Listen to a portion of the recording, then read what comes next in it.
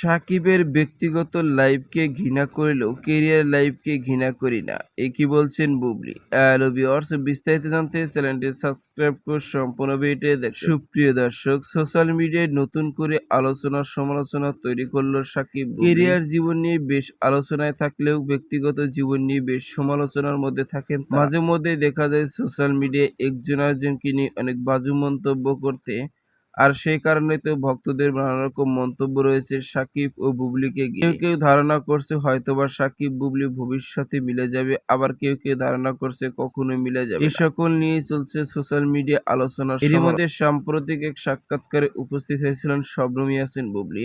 সেখানে সাকিব খানের প্রসঙ্গে কথা উঠতে একটার সময় তিনি বলেন, সাকিবের ব্যক্তিগত লাইফকে আমি ঘৃণা করলেও ক্যারিয়ার লাইফকে কখনো ঘৃণা করি, কারণ তার ব্যক্তিগত লাইফটাই হচ্ছে অনেকে খারাপ দিকে।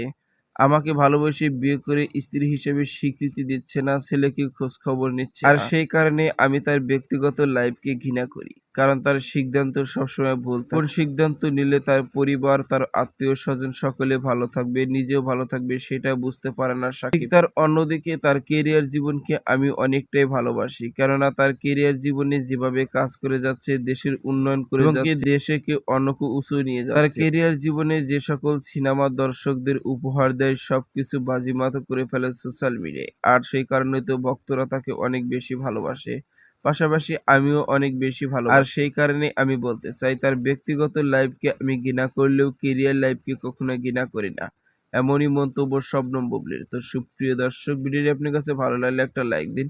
নিত্য নতুন ভিডিও আপডেট পেতে চ্যানেলটি সাবস্ক্রাইব করুন। অসংখ্য ধন্যবাদ প্রবীণ উপভোগ করার জন্য।